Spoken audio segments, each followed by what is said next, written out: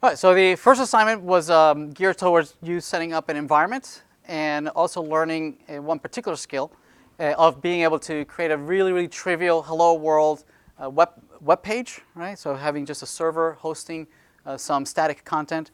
The other skill is being able to map a URL to an executable function, and then that function being able to return something really trivial, just a string for now, or even a piece of data, right? In this case, as a formatted in JSON. Later on, we'll need this skill to be able to build the application so that the front end, you being React, asking for data from the server in JSON format, and the middle tier fetching that data from a database. Right? So we're looking at some of the skills today. This week we're introducing that particular skill. Next week we'll introduce another skill, and so on and so forth, as we create a prototype of the application, and we learn how the various parts work together. Okay. Right. So first of all, this walks you through setting up several environment variables, several tools, several IDEs, and whatnot. So I've done that already. So instead, I'm just going to demo what we would build after you have configure all those tools. I see that a lot of you have already completed. A few of you have already submitted the assignment, which is great. But let's see what this would look like. This is section 2. So let me go to section 3. So make dir section 3. Oops, 3. So here we'll use the commands that we provided you for over here. So Spring init. So I'm just going to copy that. Copy. I'm going to paste it. So this is section 3. So this will be CS4500, SP9, Spring 19, section 3, JGA, my CCIS username. So that's going to create for me a directory, which we can go in there. And this is what the template for the project looks like. It's a Maven project. We see that because it's got a POM file, right, that describes the dependencies of this project with other libraries that we might need for this to compile. We have a source directory. Looks like we have a git ignore in there. So it looks like it's the beginning of a Git repository. Looks like we have a hidden directory there. We see that, let's do a Git status. So it looks like this is not yet a Git repository. We see that because it's missing the .git directory. Right? And for this assignment, the repository is not that important since it's just us working with this and really working on some really, really trivial things. But as we progress and start working in teams, the source control will become more and more important, right? So that we can share source code amongst the team. So let's initialize the project. So there. So if we look at I can't type. We'll see that it creates a .git repository, so that's a local source repository that any changes I make is going to keep track of all those changes under that directory. Right? Later on, we're going to push all this to a remote repository that's going to keep track of all my changes and all the team's changes, so that we can all keep track of our work, or each other's work. All right. So let's see if we do a Git status. Git status tells me what is the status of all these files, and Git is telling me that it doesn't know anything about these files. It's not keeping track of any of these files. We have the git ignore. We'll look at them in a minute. The POM file looks like a source. So we want to make sure that whatever we put in the source control is actual source. Well, that we don't put in there any binaries, anything that has been compiled, any jar files, any archives, right? Anything that can be built readily, right? We don't want to add to the repository. Only source, right? And from the source we can build everything else. Okay. So if we look at some of the stuff that we have in here, looks like that there's a directory in here. Let's see. We know that in source we're going to have Java. We're going to have all sorts of things in there. We do want to put in source control. But here, this .maven, what's in there? Let's see. We say .maven. We have a wrapper. What's in there? Notice that there's a jar file in there. See that? We don't want jar files, right, in our source repository. Right? We only really just want source, just text. So what we're going to do, we need to tell Git not to keep track of that directory. Just ignore it. Right? Just ignore it. To do that, our template already has a .git ignore.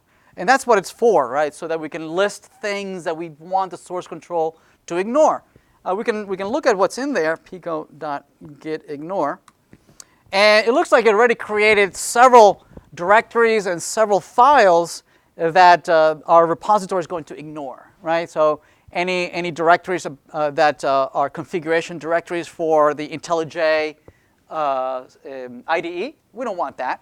You know, any directories for the STS IDE, the one that I'm using, right? So ignore all those. There's a whole bunch of other compile and build directories that we want to ignore.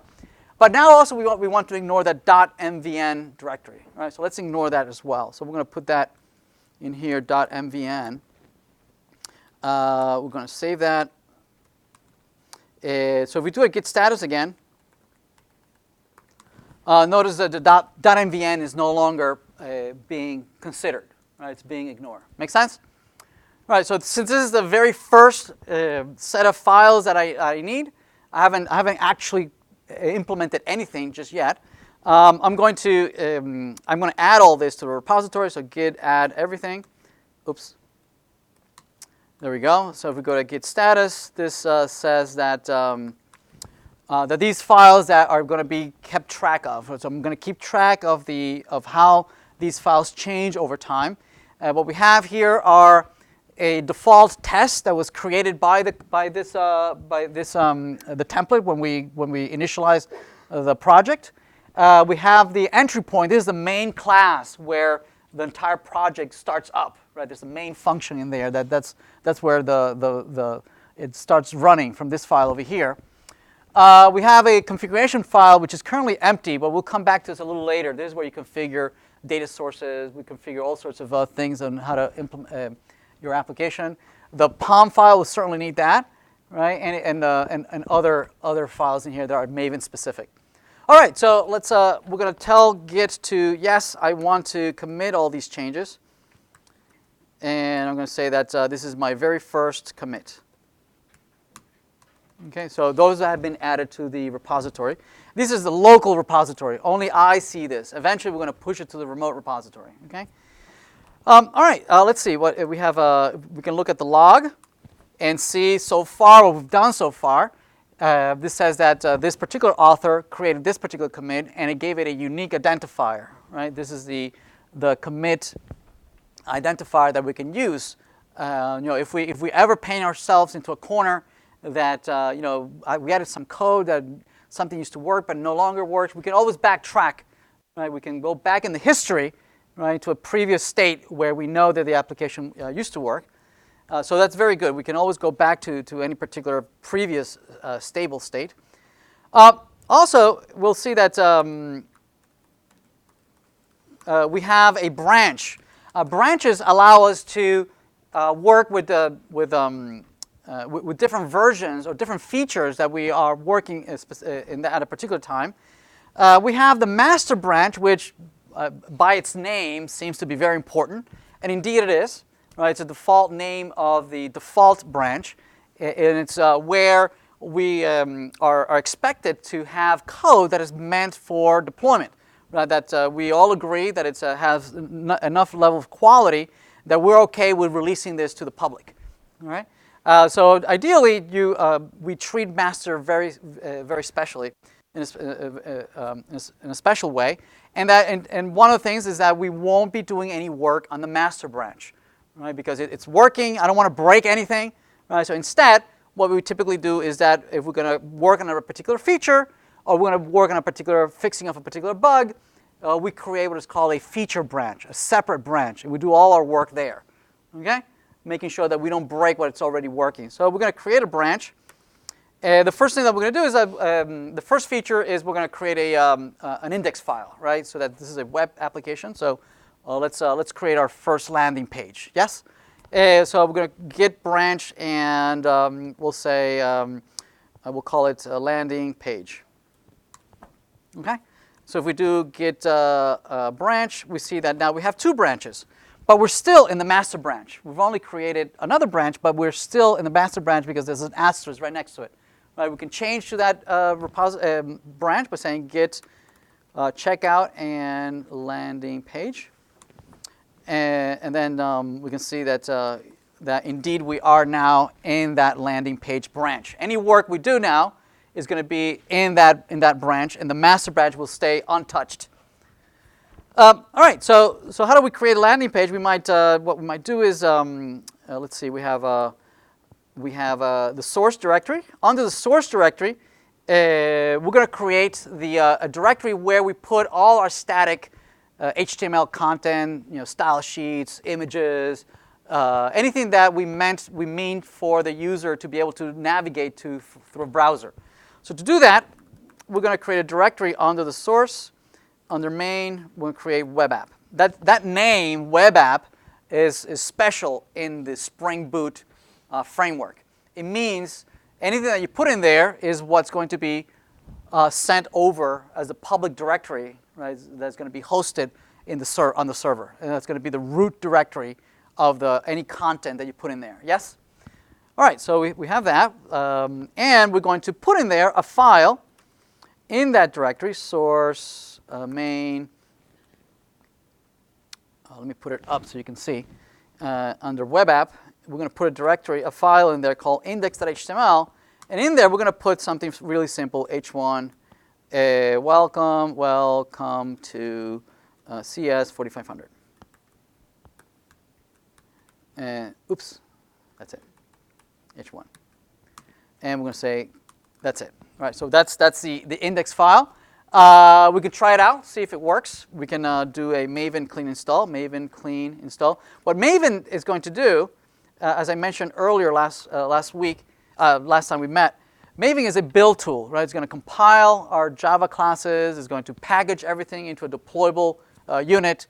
It's going to start. It can start the server. It can run tests. Anything that you would do for managing the life cycle of your application.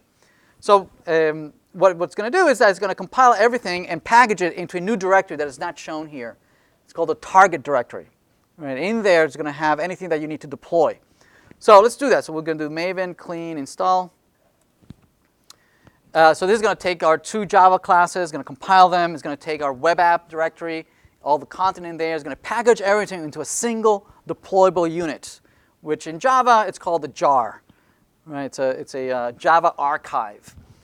Right? It's and so we can see that now we have a target directory, and we can run our application by just saying Java jar, run this jar. As long as that jar file has a main file, right, a main class, the execution will start at that main class, which currently is that demo application file, right, which has the default behavior of starting up the server.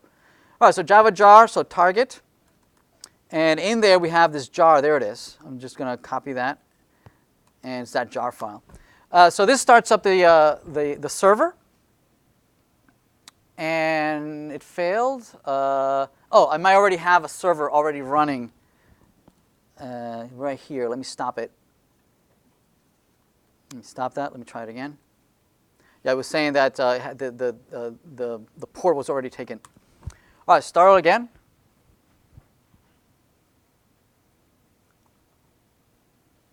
Okay, so it's up and running, listening at port 8080.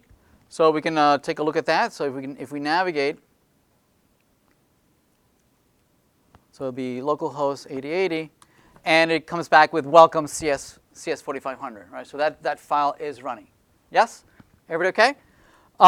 So being happy with what we've done so far, this might be a good time to commit my changes, right? Make sure that I keep track of all my successes. Let's see, what do we have so far? Git status. So this tells me since the last time you committed, you've created that directory. Yes? So these are the changes so far, and I don't know anything about that directory. I'm complaining. I'm saying, should I keep track of it? And it says, yes, I want you to keep track of it. So I'm going to say git add. We can add that directory, or we can add everything, right? So it adds all the files. Now they're being tracked by the repository. Any changes I make to the file, it will keep track of them. So we can say git status and says, I'm now tracking the file into that directory, that index. It's a brand new it's a new file. It tells me I didn't know about this file. We're going to commit my changes. We're going to say git commit. I typically use A and M. A is for add, and M is for message. If I've already added, it's kind of redundant, but it's kind of a tick I have of doing both, adding and committing. And the commit is a one-liner message of describing what have I succeeded so far, right? And these are meant to be very short messages, right? Meaning that any success, any changes you've made should be so simple that you could summarize it in just with a few words. If you find your way that you would need several lines to explain what this commit is all about, it's because you've worked way too much between one commit and the next, right? Meaning you should keep your commits small and be very verbose. Every time you reach a one level of success, you should commit right away. This allows you to backtrack if you run into if you paint yourself in a corner. So I'm going to say just added a landing page. Landing page. Okay. I think we can always look at the log. What I've achieved so far. The first commit, I added the landing page. That's good. I'm feeling good about myself. All right. So we have the we have that branch, and I might want to share this with other folks, other team members. So to share with other team members, we need to be able to post this to a remote repository. Okay, let's do that next.